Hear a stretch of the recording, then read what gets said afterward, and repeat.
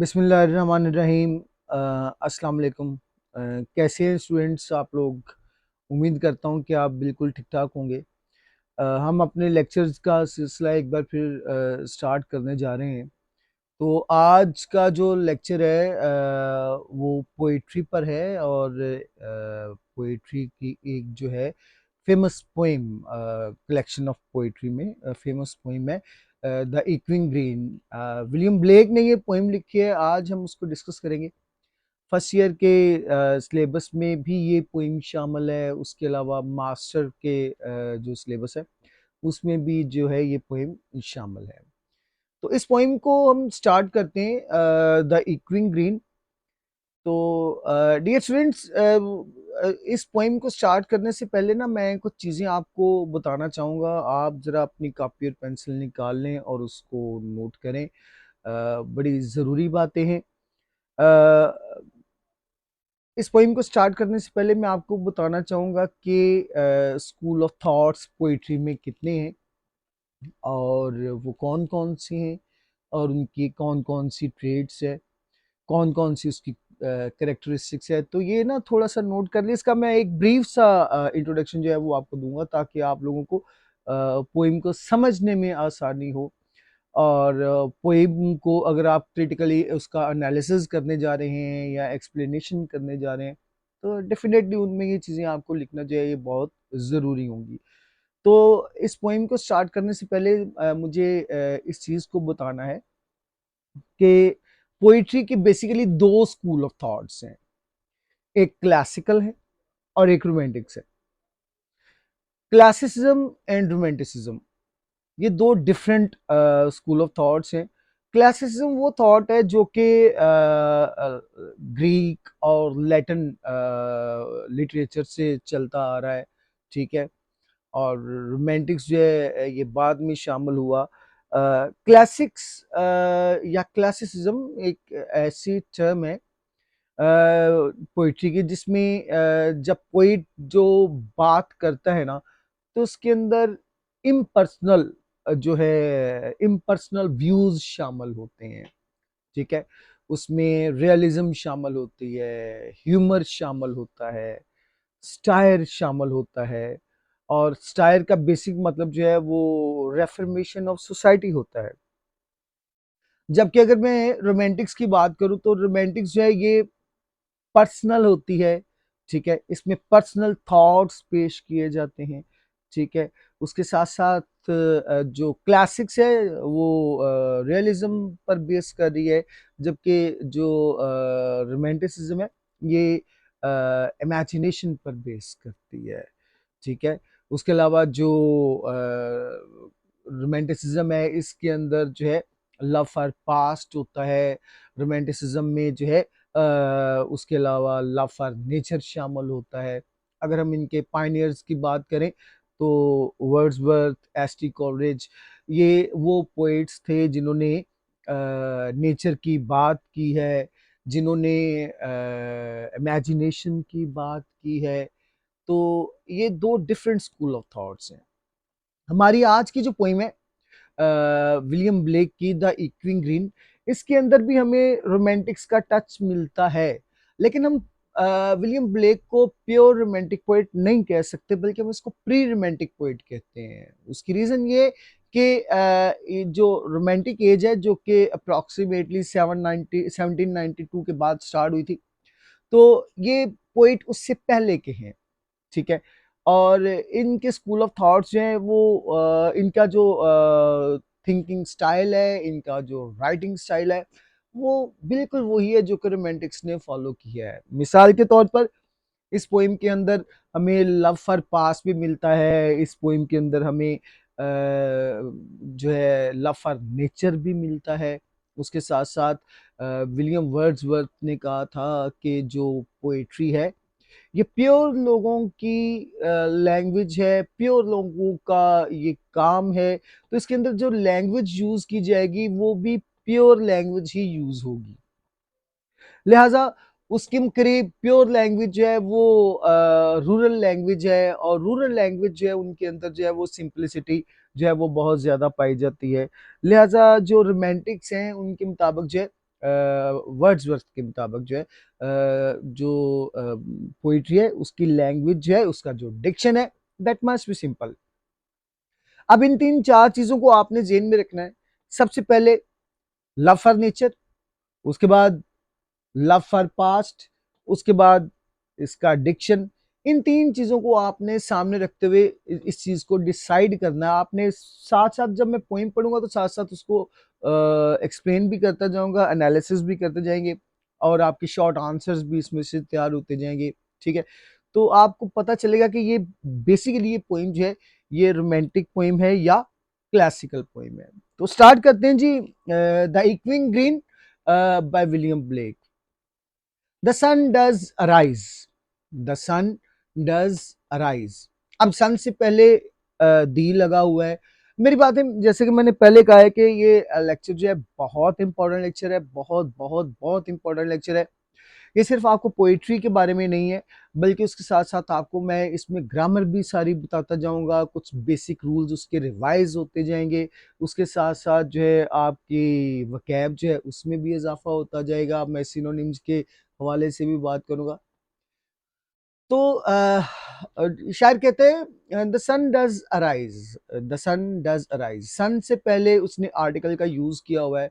तो dear students, ऐसी वो तमाम चीजें जो अपनी नवैयत की एक हों, इनको हम बेसिकली ना यूनिवर्सल ऑब्जेक्ट्स कहते हैं। तो जब भी यूनिवर्सल ऑब्जेक्ट आएगा तो उसके साथ दी जो है वो जरूर इस्तेमाल होगा। ठीक है, the sun does arise and make happy the skies. सूरज निकलेगा और आसमान को खूबसूरत बना देगा। ठीक है, अब ये जो दूसरी लाइन में मैंने पढ़ी है and make happy the skies. अब हैप्पी जो है, हैप्पी का मतलब क्या होता है? खूबसूरत, खुश होना। लेकिन यहाँ जो है इसका मीनिंग जो है वो ब्यूटीफुल है, ब्यूटीफुल। तो ये अपने कॉनोटेटिव मीनिंग के साथ यहाँ जो है वो इस्तेमाल हो रहा है, अपने कंटेक्चुअल मीनिंग के साथ इस्तेमाल हो रहा है। The sun does arise and make happy the skies. अब डियर स्टूडेंट्स देखें, यहाँ शायर ने सन यूज किया है, स्काईज यूज किया है। तो ये दोनों क्या है? Natural objects. तो हम कह सकते हैं कि शायर ने अपने पहले ही इस शेर में जो है वो लव फॉर नेचर जो है वो जाहिर किया है। बेसिकली तो उसके टाइटल से भी ये जाहिर है, द इक्विंग ग्रीन, जो कि हमें बता रहा है कि शायर जो है वो नेचर के बारे में बात करने जा रहा है। तो इसका मतलब ये कि लव फॉर नेचर जो है वो यहाँ मौजूद है।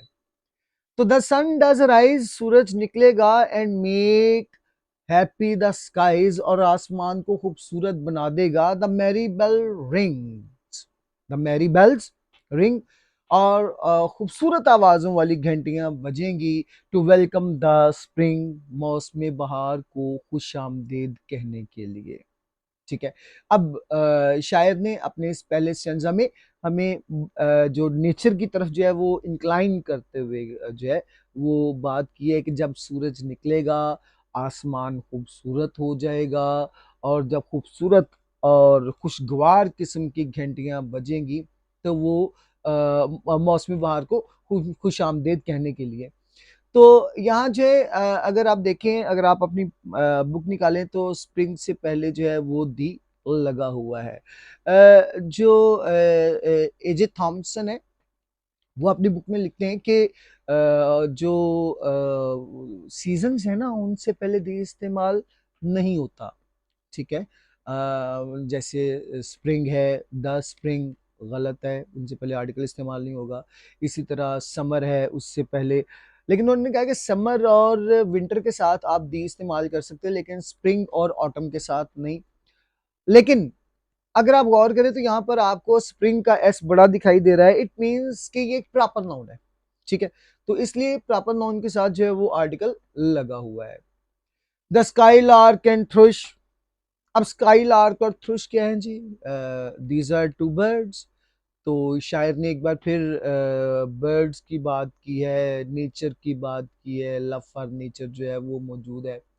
तो स्काई लार्क और थ्रुश जो है the birds of the Bush, और झाड़ियों के परिंदे, सिंग लाउडर अराउंड, ऊंची आवाज में गीत गाते हैं to to the bells cheerful sounds, और घंटियों की खूबसूरत आवाजों के लिए, while our sports shall be seen, जबकि हमारी जो खेले हैं उनको देखा जाएगा, ऑन द इक्विंग ग्रीन, गूंजते हुए सब्जा जार पर, ऑन द इक्विंग ग्रीन। यहाँ मैं एक और चीज एक्सप्लेन कर दूं, इक्विंग यहाँ क्या है, इक्विंग यहाँ एडजेक्टिव है। किस तरह, इक्विंग के बाद ग्रीन आया है, व्हाट इज ग्रीन, ग्रीन एक नाउन है, और जो लव्स नाउन को क्वालिफाई करता है दैट इज कॉल्ड एडजेक्टिव, ठीक है। और जब भी एडजेक्टिव और उसके साथ नाउन आएगा तो उससे पहले दी इस्तेमाल होगा, तो इक्विंग ग्रीन से पहले इसीलिए दी लगा हुआ है। इक्विंग जो है ये एडजेक्टिव है, कौन सा एडजेक्टिव है, दिस इज वर्बल एडजेक्टिव। मैं अपने लेक्चर्स में ये चीजें बता भी चुका हूँ, आज इसको रिवाइज भी कर रहा हूँ साथ साथ, ताकि आप लोग जो है इन चीजों को नोट भी करें, आपको इसका बाकायदा फायदा भी हो और आप इससे महसूस भी हो सके। तो इसको मैं दोबारा पढ़ता हूँ, जरा गौर कीजिएगा। The skylark and thrush, skylark और thrush, the birds of the bush sing louder round, ऊंची आवाज में हर तरफ गीत गाते हैं, to bells cheerful sound, while our sport shall be seen, जबकि हमारी खेलों को देखा जाएगा, on the echoing green, गूंजते हुए सब्जाजार पर। अब यहां तक चलते चलते जो चीजें मुझे नजर आ रही हैं, सन, स्काईज, स्प्रिंग, स्काईलार्क, थ्रुश, बुश, और इवन के इक्विंग ग्रीन, ग्रीन, ये सारे वो वर्ड्स हैं जो कि बेसिकली क्या हैं, बेसिकली ये वो वर्ड्स हैं जो कि नेचर को रिलेट कर रहे हैं। तो शायर का जो है यहाँ लव फॉर नेचर जो है वो वाज़ेह तौर पर नजर आ रहा है। So we can say after reading these two stanzas we can say that this is a romantic poem. Why? Because poet has used very simple diction, ठीक है। The sun does rise and make happy the skies. The merry bells ring to welcome the spring. The skylark and thrush, the birds of the bush, sing louder round to the bells' cheerful sound. While our sports shall be seen on the echoing green. ये जितने भी मैंने lines पढ़ी हैं ये दो stanzas की, इसमें कोई ऐसा वर्ड नहीं है जो कि मुश्किल इस्तेमाल किया है, सिंपल डिक्शन राइटर ने यहाँ यूज किया है। तो आप अपनी एक्सप्लेनेशन में इन चीजों को बयान करेंगे। नंबर वन के जो है लव फॉर नेचर जो है वाज़ेह तौर पर मौजूद है, और उसकी एग्जांपल भी मैंने आपको दी दी हुई है।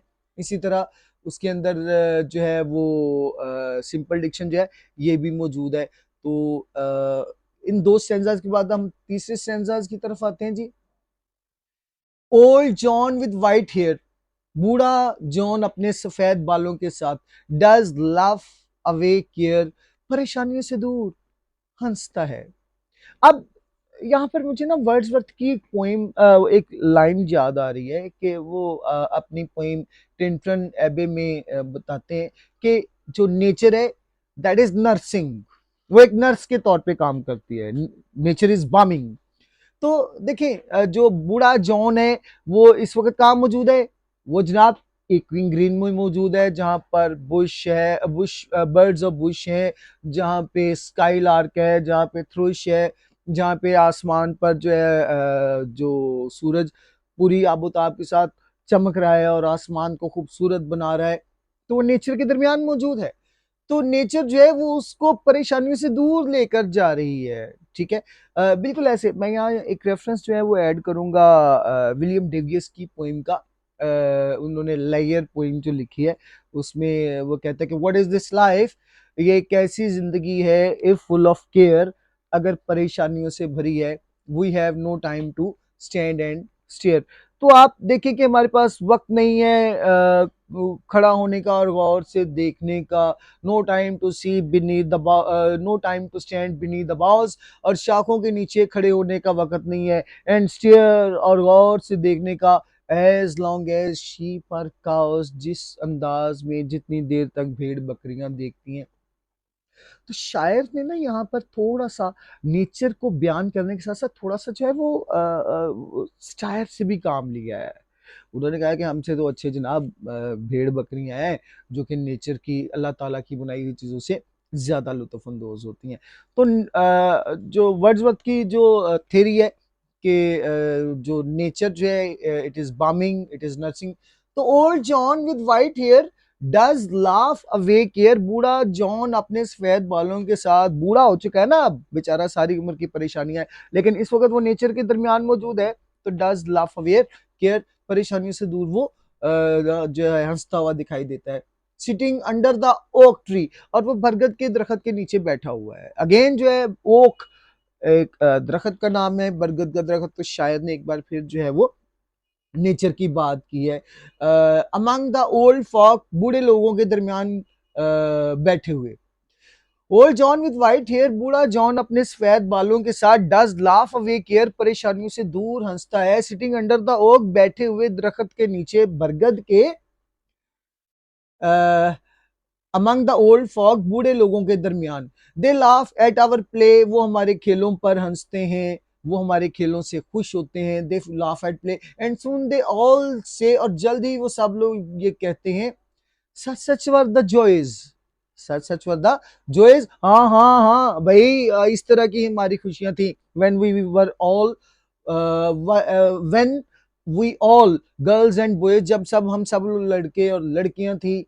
इन our youth time were seen, और हमारे जवानी के दिनों में इसको देखा जाएगा और देखा गया। ऑन द इक्विंग ग्रीन, गूंजते हुए सब्ज़ार पर। अब शायर ने यहाँ एक बार फिर प्रूव किया है कि रोमांटिसिज्म जो है वो उसके अंदर कूट कूट के भरी हुई है। मसलन वो love for past, nostalgia, love for past उसके अंदर मौजूद है। वो जब कहता है सच सच वर द जॉयज, हाँ हाँ हाँ, इस तरह की खुशियां थी। व्हेन वी ऑल, जब हम सब लोग, गर्ल्स एंड बॉयज, लड़के और लड़कियां थी। तो शायर जो है ना, शायर वो रिकॉल करता हुआ दिखाई दे रहा है अपने पास को, वो अपनी मेमोरीज को रिकॉल कर रहा है। उसके अंदर लव फॉर पास्ट है कि उसको वो दिन बड़े अच्छे लगते थे। In our youth time were seen on the echoing green. तो ये जो है लव फॉर पास्ट है वो इसके अंदर मौजूद है। ठीक है, जो कि एक बार फिर बताता है कि शायद जो है उस वो एक रोमांटिक पोइट है। Till the little ones weary, जब तक के छोटे बच्चे थक नहीं जाएंगे। No one can be merry, और मजीद कोई भी खुश नहीं हो पाएगा। द सन डज डिसेंड, और सूरज गरूब होगा। And our sports have an end, और हमारी खेल खत्म हो जाएगी। Round the laps of their parents mothers, और अपनी माँ की गोद में। मैनी सिस्टर्स एंड ब्रदर्स, बहुत सारे बहन और भाई। Like birds in their nest, जिस तरह परिंदे अपने घोंसलों में आर रेडी फॉर रेस्ट, सुकून करने के लिए तैयार होते हैं। तो बच्चे भी अपनी माँ की गोद में चले जाएंगे आराम करने के लिए। और लास्ट में जो है वो कहता है कि and sports no more seen, और मजीद किसी खेल को नहीं देखा जाएगा। ऑन द डार्कनिंग ग्रीन, इस तारीख होते हुए सब्जाजार पर। तो डियर स्टूडेंट्स, ये जो पोइम है that is all about romanticism. जो ब्लेक है वो अपनी इस अप्रोच के साथ, जैसा कि मैंने आपको बताया है कि उसने लव फॉर नेचर ज़ाहिर किया है, डिफरेंट उसने नेचुरल ऑब्जेक्ट्स को बयान किया है, उनको जिक्र किया है। इसी तरह सिंपल डिक्शन के थ्रू जो है, और उसके साथ साथ लव फॉर पास जो है ये उसने बताया है, जो कि एक्सप्लेन करता है, जो कि वाज़ेह तौर पे बताता है कि जो ब्लेक है वो एक रोमांटिक पोइट है, गो कि वो प्री रोमांटिक है। इसके जो इंपॉर्टेंट क्वेश्चंस हैं जरा नोट कर लें।